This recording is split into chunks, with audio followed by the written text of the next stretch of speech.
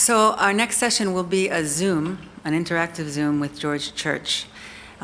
George has been at every single one of our conferences, so this is the first time he's not going to be here in person, but he apparently has not joined the Zoom yet, so we're going to be about 5 more minutes. I guess he's exactly on time. So we're going to have a bit of a 5-minute break. Thanks. George, can you hear me? I can hear you fine. George, I miss you. Come back. I am back. Okay. At 2% the speed of light, yeah. Welcome to George Church. Everybody knows him, so there's really no need to go into a long description. George, I'm thrilled to have you here by Zoom. I really do miss you, and I hope you'll be with us in person next year. This is the electronic version of me now, yeah. So I'll share some thoughts and some slides. I need screen sharing, I guess. So absolutely need it, but yeah, it's great to be back. There we go. Bingo. Okay, so I've titled this Internal Wearables. First time I've used that title. It's more about healthy longevity, which I think is what the title of the session, the meeting is. So, full potential financial conflict of interest list is on this webpage in the lower right. And let's see.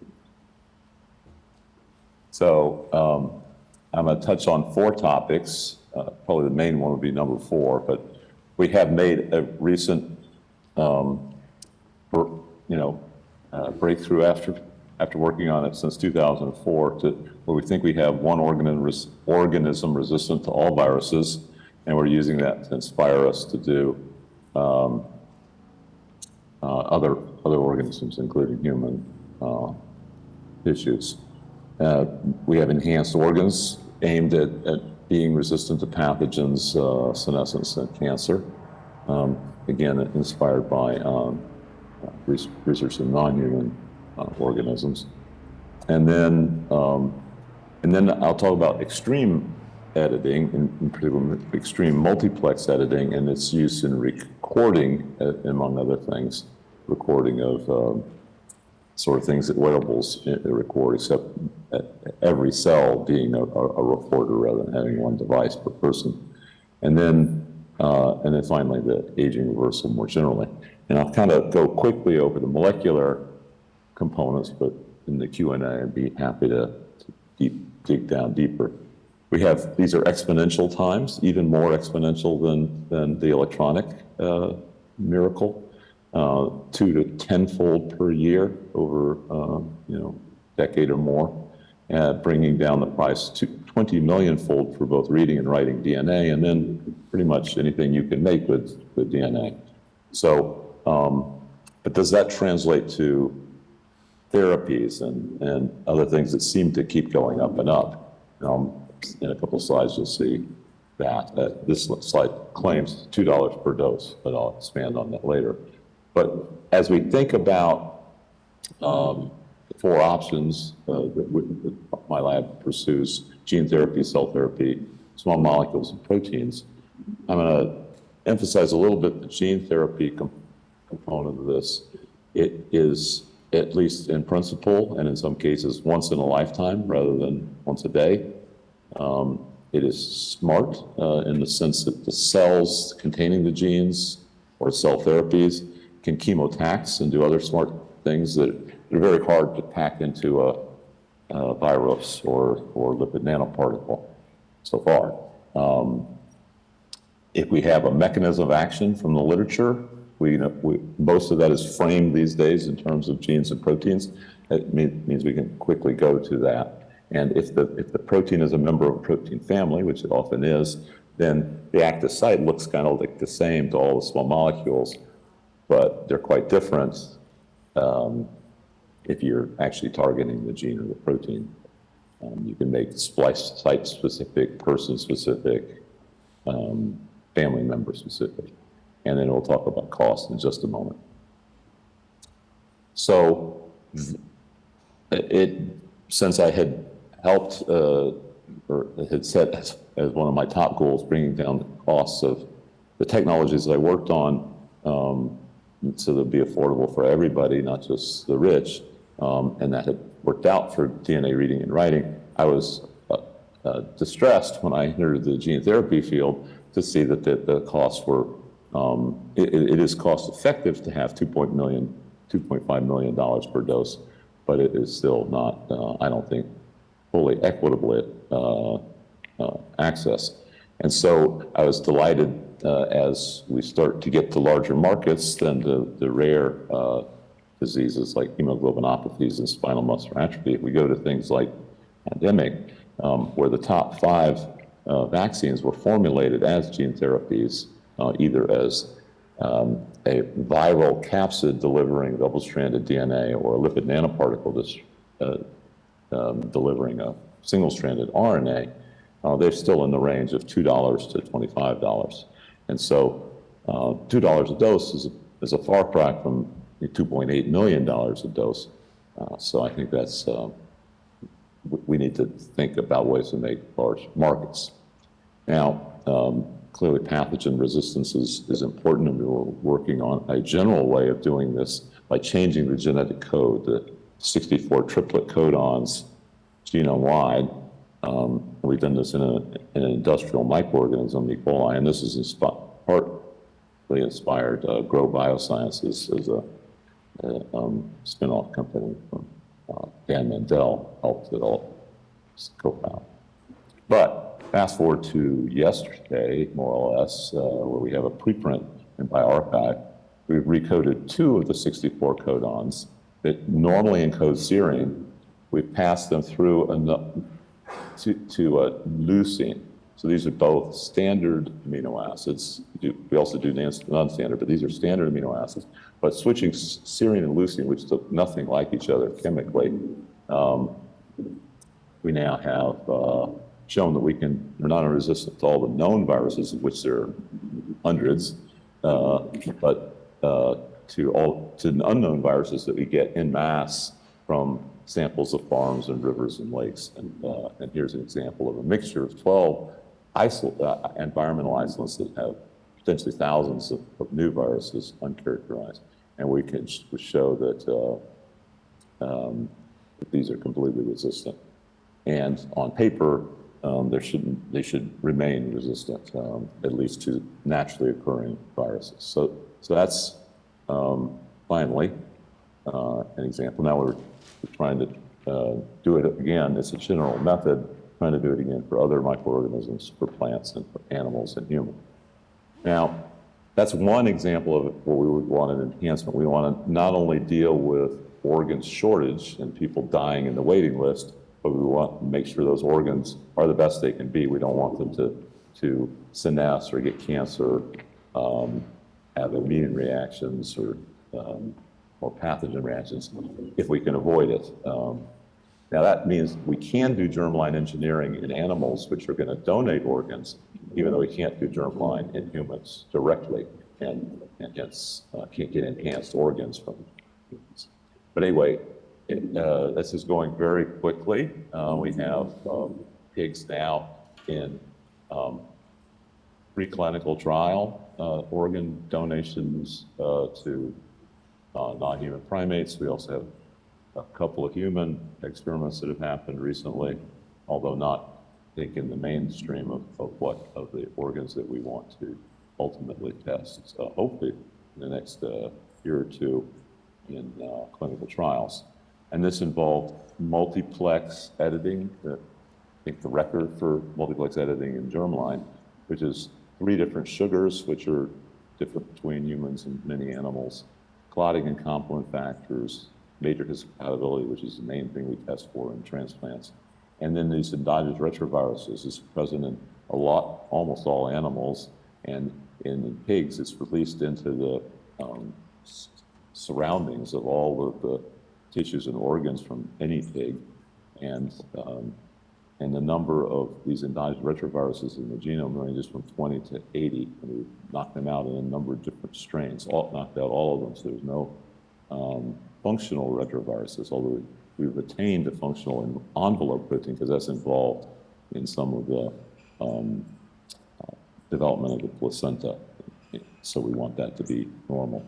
And with the series of papers that Luhan Yang has been one of the main authors on, and she was also a graduate student, postdoc on my lab, and co-founder of these two companies, Chihan and eGenesis.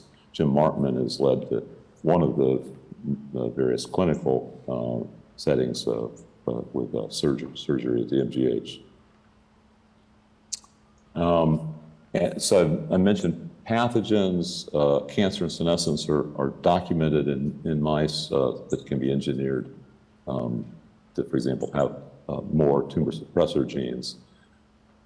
And cryopreservation and radiation resistance are documented in various organisms. The closest organism for real cryo-freezing is the whole salamander. So getting an organ of a larger donor might be easier or harder, depending on how you look at it.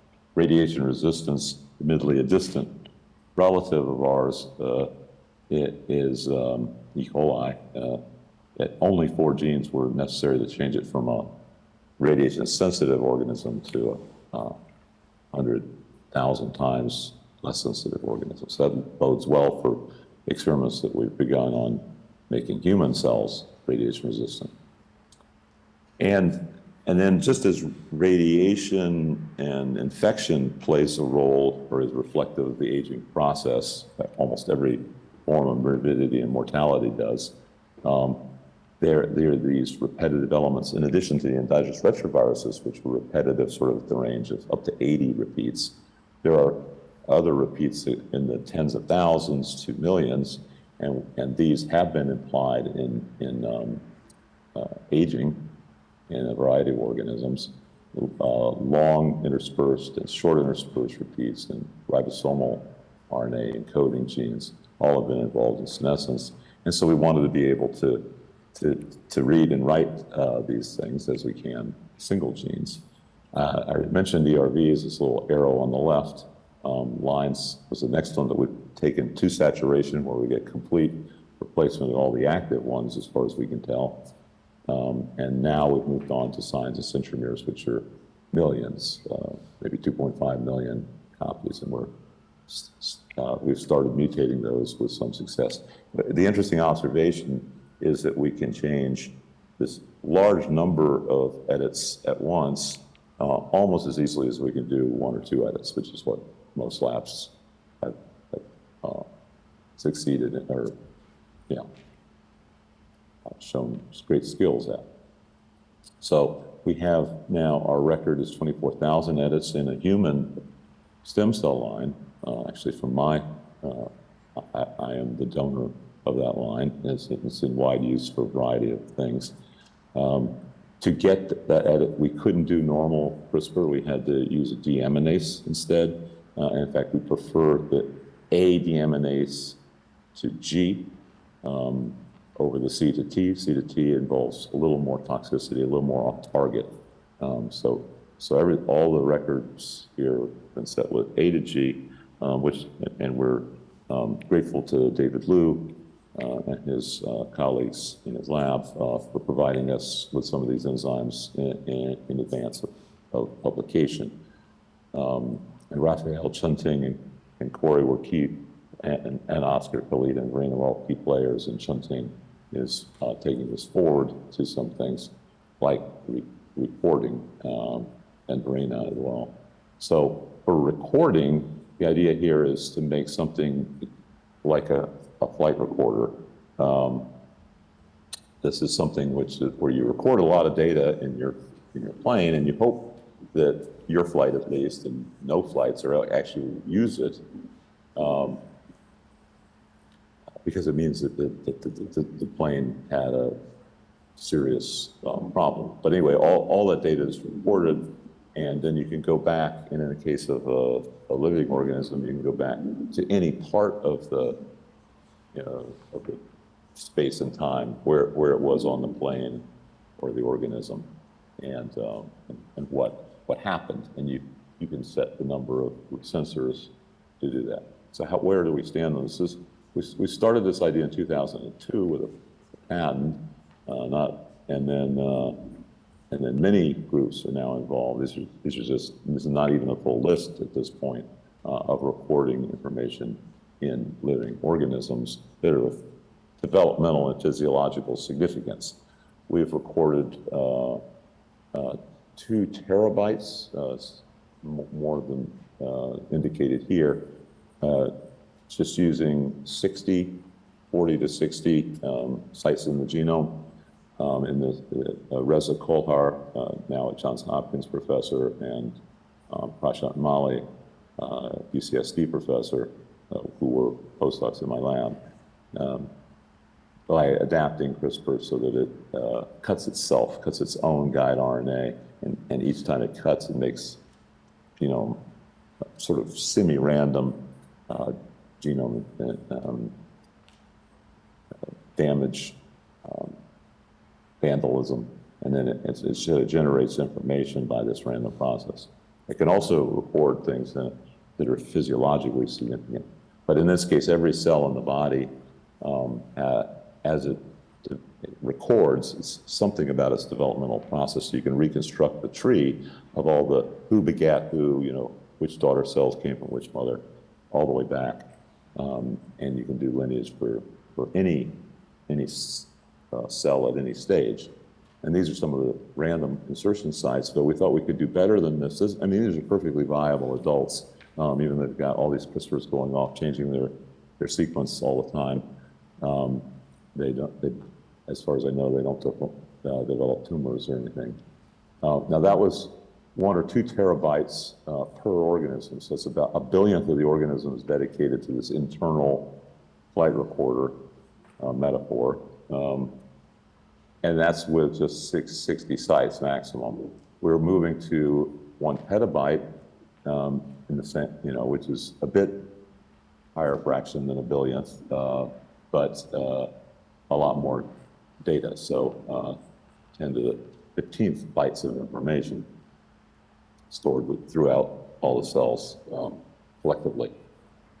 Now, I want to apply some of these concepts and a few more to the aging. Sometimes this is represented as 9 pathways. I've added cancer as a 10th. But the point is, these are all friends or names that you've heard of before, like telomeres and mitochondria, caloric restriction, epigenetics, and so forth.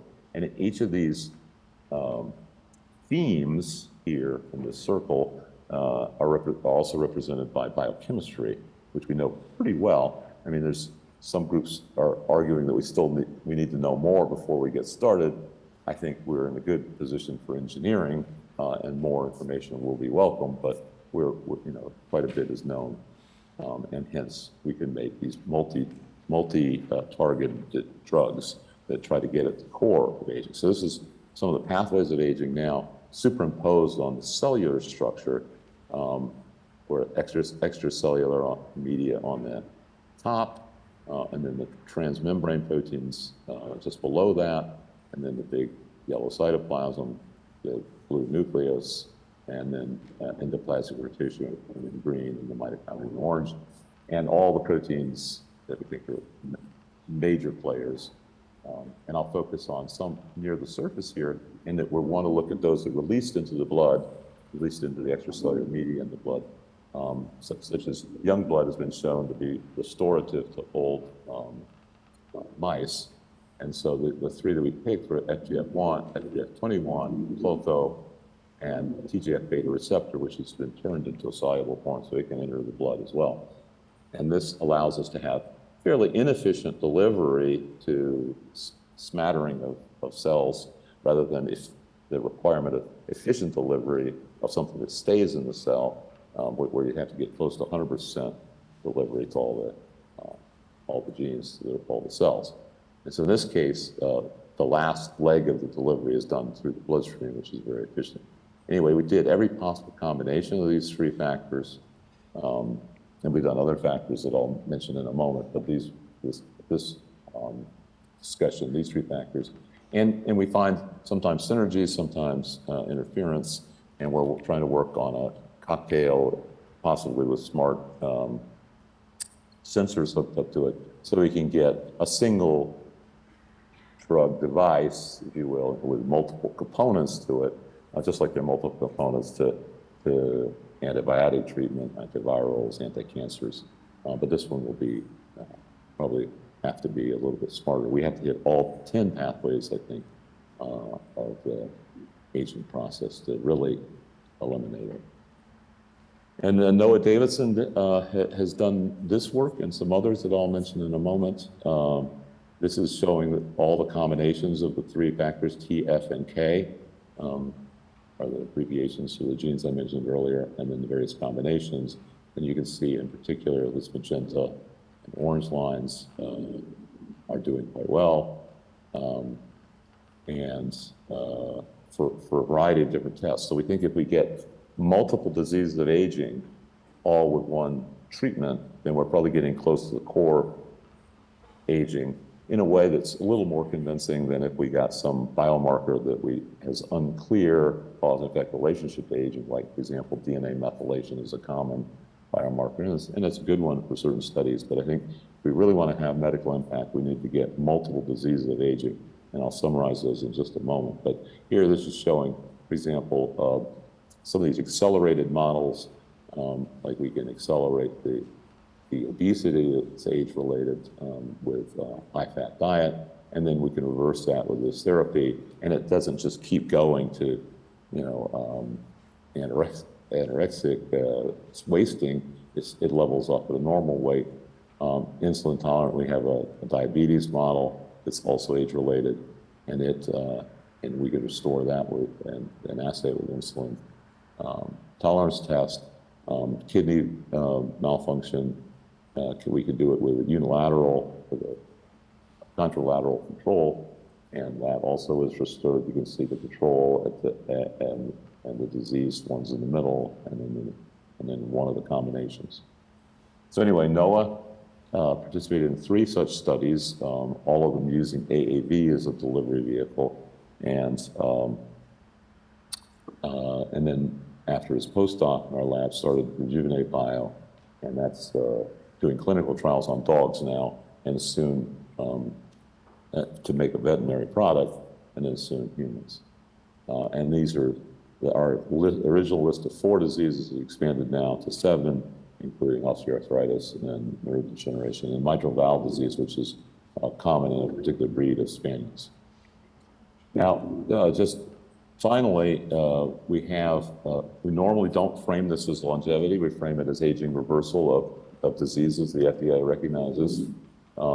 That's both experimentally expedient and practical, and is also fits in with regulatory. But occasionally we'll measure longevity anyway, as we did in this ENS paper,